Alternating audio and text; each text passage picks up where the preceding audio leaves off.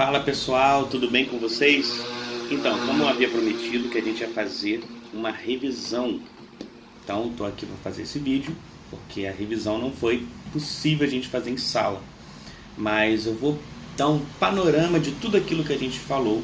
Espero que você preste bastante atenção para que essa prova seja feita e você tire a melhor nota possível. Então vamos começar. No projeto Bíblia que a gente fez sobre o Antigo Testamento, nós falamos sobre algumas coisas. E uma das coisas que a gente falou foi sobre a criação. A criação, ela foi feita por Deus. Ou seja, Deus sempre existiu, sempre vai existir e está no meio de nós hoje. Mas só que existe uma palavra, né? Existe uma palavra que é falada sobre essa criação. A criação feita do nada se chama Bará, que é criação feita do nada. Nenhum ser humano é capaz de criar alguma coisa do nada. Somente Deus. Então, o nome de Deus, ou melhor, Deus é soberano para fazer qualquer coisa do nada. Valeu? Essa é um dos pontos que a gente falou. A gente também falou sobre a palavra Yavé. A palavra Yavé, ela significa eu sou. Quando Moisés foi lá no monte e Deus deu as tábuas dos 10 mandamentos para ele, Moisés perguntou: qual é o seu nome? E ele falou: o meu nome é eu sou. Então a palavra Yavé é eu sou. Até falam que o nome de Deus é Jeová. Na verdade, Jeová é uma junção do nome Yavé, que não possui vogais, com o nome Adonai. Adonai significa Senhor. Quando você junta os dois, fica Jeová. Então, por isso o nome Jeová, mas o nome Jeová não é o nome de Deus. É uma junção de dois nomes. O nome de Deus, que Deus mesmo falou com Moisés, foi Yavé. Sabe? Então, a gente parte da criação agora para a queda do homem. O homem caiu. Depois do jardim do Éden, a Eva, ela toma do fruto proibido e depois dá para o seu marido Adão, e os dois caem em pecado, e com isso houve a separação de Deus com o homem. Só que depois dessa separação, houve um fato muito interessante, que um dos filhos de Sete, Sete é um dos filhos de Adão, um dos filhos de Sete, que era o chamado Enos, passou-se a partir dali a invocar o nome de Deus. É engraçado, né? Parece que antes não era invocado o nome de Deus, mas depois começou-se a invocar o nome de Deus. Antes de invocar o nome de Deus, se parece que eles estavam meio que se organizando. Como é que a gente vai fazer agora? A gente não tem mais Deus, como é que a gente faz? E na Bíblia está bem claro que a partir de Enos passa-se a invocar o nome de Deus.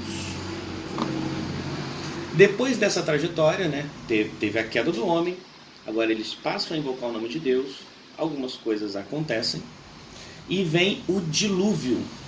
Exatamente, vem o dilúvio. Porque Deus viu que muitas pessoas estavam com o coração ruim, que a terra estava totalmente tomada pela maldade, mas existia Noé. Noé foi um homem temente a Deus, e Deus falou assim: não, peraí, Noé não. Então Noé, vai lá, faz a arca, coloca os bichos dentro, coloca a sua família dentro, e eu vou mandar muita água, muita água. Depois que ele volta para a terra seca, na verdade as águas baixam. Depois de 1 ano mais ou menos, as águas baixam. Deus faz uma aliança com Noé e fala: eu não destruirei mais a terra. E a gente conhece essa aliança até hoje, que é o grande arco que existe no céu, que hoje nós chamamos de arco-íris, que na verdade é um arco multicor.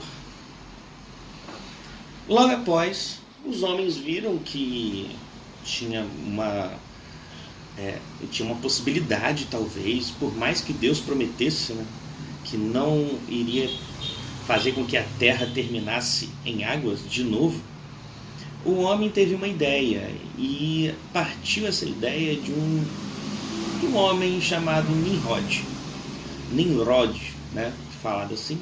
ele teve a ideia de fazer uma grande torre para que pudesse chegar até a Deus.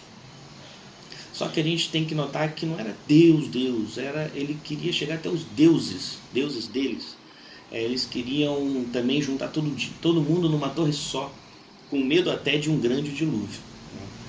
Existiu isso, que foi a Torre de Babel, a famosa Torre de Babel. Depois de muitos anos que se passou, veio também um homem, só que esse homem, Deus escolhe um homem. Claro, a Torre de Babel antes foi destruída, a gente não sabe como ela foi destruída, mas como Deus foi lá e confundiu todas as línguas, a construção teve que parar, não conseguiu chegar ao teu tão glorioso, a sua tão gloriosa construção, tá? Não se conseguiu chegar e a construção foi interrompida e o povo foi espalhado pela terra, que era sim um mandamento de Deus, espalhar o povo sobre a terra. Mais tarde, Deus escolhe um homem, e esse homem se chama Abrão. Abrão, porque é o primeiro nome dele, e depois Deus muda para Abraão, que significa pai de multidões, tá? Mas Deus chama Abrão lá na terra de Ur dos Caldeus, tá? Lá na terra de Ur dos Caldeus, e fala assim: sai da tua terra, no meio da tua parentela, e vai para uma terra que eu te mostrarei. E Abraão ficou tido como um homem de muita fé, saiu com a sua família e ele não sabia nem para onde ir. Simplesmente ele traçou uma rota e vamos lá. E Deus mostrou a terra e ele chegou até essa terra. Então Abraão, ele tem um filho. É um filho até de um milagre, né? Existia a sua esposa era estéril, ela não podia ter filhos, já era idosa também. Mas Deus falou que ela ia ter um filho, mas ela não acreditou muito. E Abraão teve aquela história que ele ficou com Agar, e Agar teve o filho, claro, com a esposa dando Agar, né, como mulher para Abraão. E Agar teve um filho chamado Ismael. Só que Deus cumpre a sua promessa e a sua esposa Sara tem sim um filho, e esse filho se chama Isaque. E com um propósito de fé, Deus fala com Abraão: agora eu quero o seu filho, quero que você sacrifique o seu filho no monte, ele mostrou um monte para Abraão, e Abraão foi lá para sacrificar o seu filho num monte. Era até um monte um pouco longe da casa onde ele morava, relativamente longe, né? Mas quando chegou lá, o anjo do Senhor provê um cordeiro, e esse cordeiro fica no lugar do seu filho. E esse cordeiro, claro, representa Jesus Cristo. Como se Abraão fosse Deus dando o seu filho. Só que aí Deus pega, como Deus não tem parte com sacrifícios humanos, Deus pega e fala assim: não, Abraão, você não tem que matar o seu filho, está aqui o cordeiro, eu estou provendo o cordeiro. E o cordeiro representa Cristo mais à frente, tá? Rebeca, esposa de Isaque, né? Vamos falar um pouquinho de Rebeca. A Rebeca, ela é uma mulher, a mulher de Isaque. Isaque ficou mais velho, né? Filho de Abraão, ficou mais velho. E Rebeca, ela tem dois filhos. E esses dois filhos nasceram com um propósito de cada um ser uma nação, que foi Jacó e Esaú. O engraçado é que Jacó nasceu segurando o calcanhar de Esaú. Claro que foram duas crianças e parecia que eles estavam brigando a primogenitura, mas na verdade eram duas crianças que nasceram uma agarrada na outra. Porém, talvez a parteira viu, falou assim: nossa, está querendo pegar a primogenitura dele, né? Então o seu nome vai ser Jacó, que se chama enganador. Depois Jacó cresceu, vocês sabem na história que eles meio que vendeu uma primogenitura para Jacó. Esaú vendeu, e depois Jacó foi lá e enganou seu pai, teve que ir para outra terra, sabe? Só que depois que Jacó vai para essa terra, ele constitui família e ele volta para a terra de origem. Ele acaba lutando com um anjo, e o anjo do Senhor ali naquela luta fala: eu tenho que ir embora. Jacó pega: não, você não vai embora enquanto você não me der minha bênção. e o anjo do Senhor toca na perna dele, ele fica manco, Jacó fica manco. Porém, ele fala assim, tá bom, qual é o seu nome? Ele, Jacó. Então seu nome não vai ser mais Jacó, seu nome vai ser Israel. Então, foi nesse lugar aí que, na volta, né, para casa, na volta para a terra natal, já com uma família de vários filhos, Jacó tinha muitos filhos, que até constituía as 12 tribos de Israel, né? Tanto que Israel agora é o antigo Jacó, por isso que as 12 tribos de Israel são os filhos de Jacó. Tá? Um dos filhos de Jacó, na história, foi vendido pelos seus irmãos para o povo do Egito, sabe? Só que quando ele é vendido para o Egito, ele vira escravo. Tudo isso foi um propósito de Deus, claro, mas ele virou escravo no Egito, e depois dele ter virado escravo, pela gloriosa mão do Senhor, ele virou governador da terra do Egito. Era o segundo homem mais importante que tinha na terra, da terra do Egito, o segundo homem mais importante, entendeu? Beleza, aí o povo, ele chama a sua família para morar de novo no Egito, ele chama a família dele para morar no Egito, e a família dele vem morar no Egito, e eles tiveram muita fartura, e o povo cresceu numerosamente ali no Egito. Depois de muitos anos que José já tinha morrido, entrou um faraó que não conhecia a fama de José e nem aquele povo. E ele ficou com medo daquele povo acabar tomando o lugar. De faraó. Esse povo pode ficar muito grande e tomar nosso reino, então vamos escravizá-los. Quando eles decidiram escravizar, nasce um bebê. E esse bebê se chama Moisés. Moisés, ele agora é um homem que a sua mãe ficou com medo, né, porque mandou matar muitas crianças nessa época, e a mãe colocou Moisés no rio, já na terra do Egito, e Moisés chegou até a filha de Faraó, e a filha de Faraó o pegou e criou, ensinou o melhor das coisas do Egito, ensinou tudo que podia ensinar da terra do Egito, e ensinou para Moisés. Só que Moisés, ele foge depois dele matar um homem que estava maltratando um dos israelitas, porque Moisés sabia de quem era o povo, sabia qual povo ele pertencia, e ele acaba fugindo. Quando ele foge, lá no deserto, depois de muitos anos no deserto, Deus chama Moisés. Moisés, eu quero que você volte e tire o povo do Egito, porque eu vou tirar todo mundo do Egito. E é engraçado que esse fato, Moisés, quando ele está falando com Deus, ao mesmo tempo tem uma sarça pegando fogo. Uma sarça é uma árvore pequena, e pegava-se fogo nela, mas não consumia. Ou seja, a sarça ardente, através da sarça ardente, Deus usou um anjo, uma voz para falar com Moisés, e Moisés acaba voltando para o Egito. Aí, a vida de Moisés é dividida em algumas etapas, né? Primeiro ele ficou 40 anos no Egito, depois ele ficou 40 anos no deserto, e depois ele ficou no deserto, ele ficou em Midian, tá, gente? Ele ficou em Midian. E depois ele voltou e ficou 40 anos conduzindo o povo no deserto. Quando ele tira o povo do Egito, ele fica 40 anos conduzindo o povo no deserto até chegar à terra de Canaã. Quando ele chega à terra de Canaã, não é ele mais que lidera o povo, agora é Josué que lidera o povo. Só que Josué teve uma pequena falha, que ele não constituiu outro líder para conduzir o povo. E Josué morre. Quando Josué morre, entra um período chamado período dos juízes, que Deus sempre levantava um juiz para defender a nação de Israel. Agora Israel já em Canaã, já em todo aquele território ali, tomou posse daquele território. E Josué, agora já morto, Deus levanta vários juízes. E você pode lembrar, né? Sansão foi um juiz, Samuel foi um juiz, fora outros juízes que tiveram seus nomes na Bíblia de mais evidência.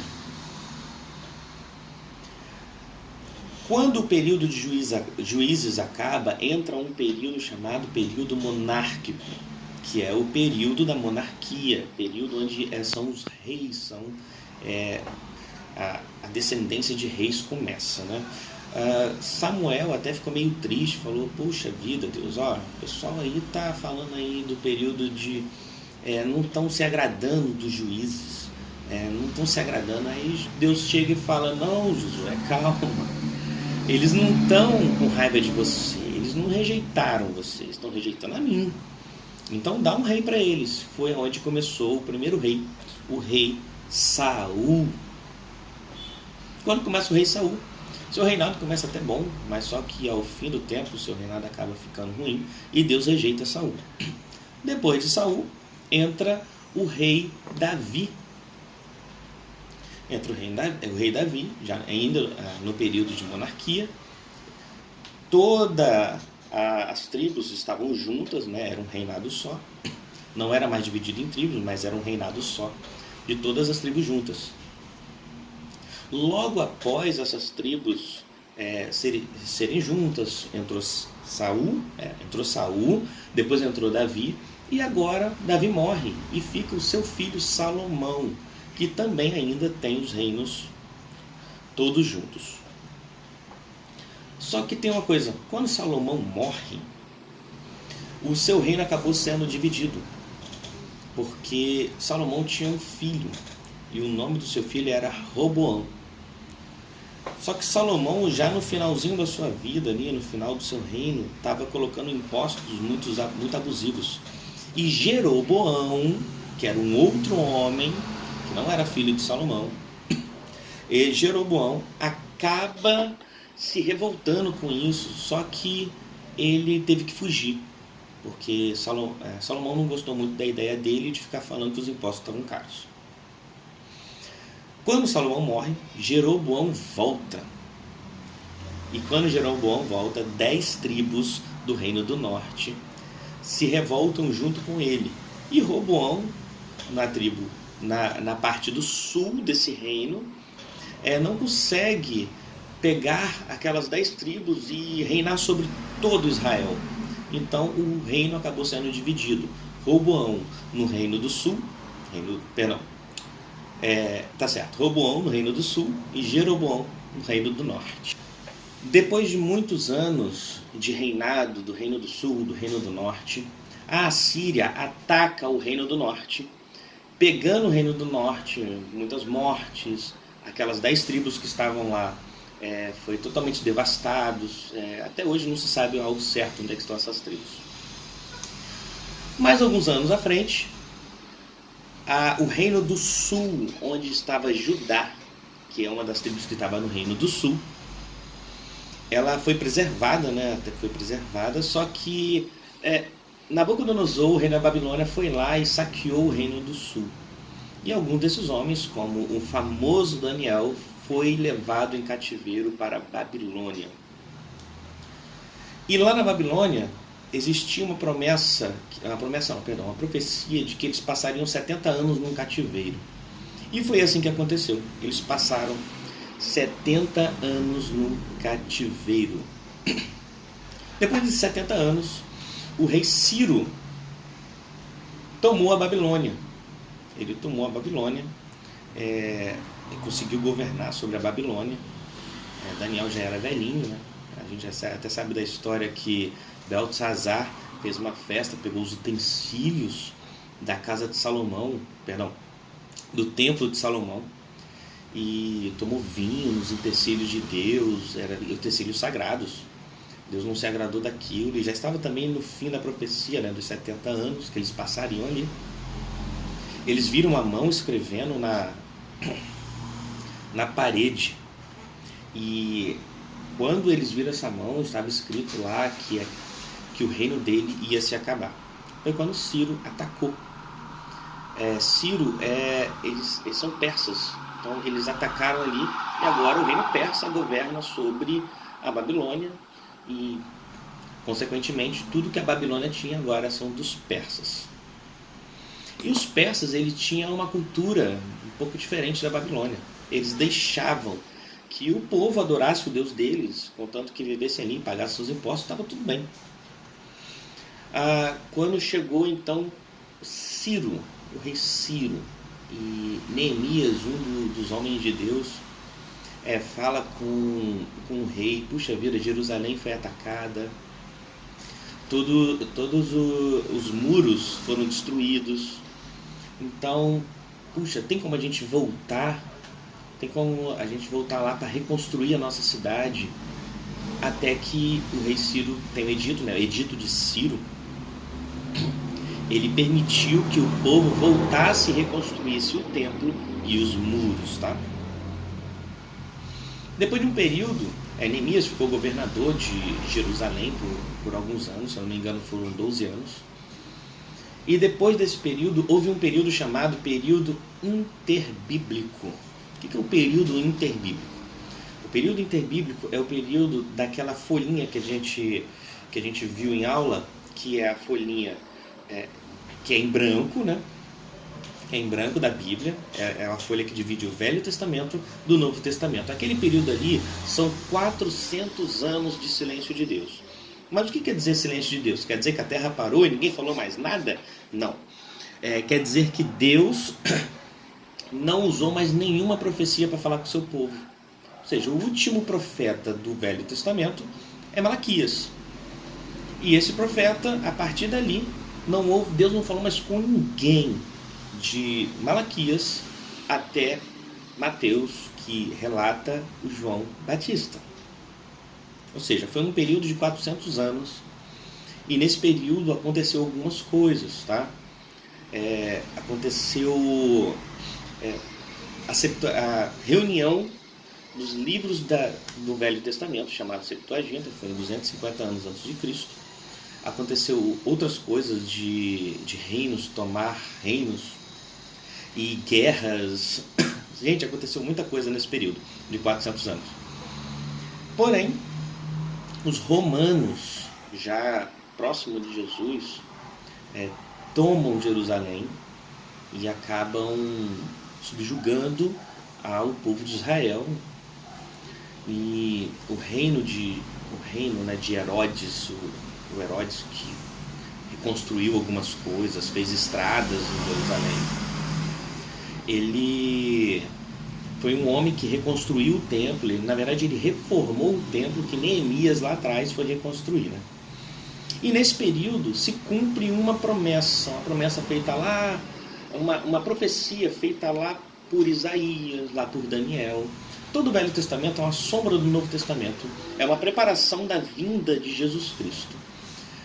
Nasce João Batista, que é o que prepararia o caminho da vinda do Filho do Homem, e essa promessa se cumpre.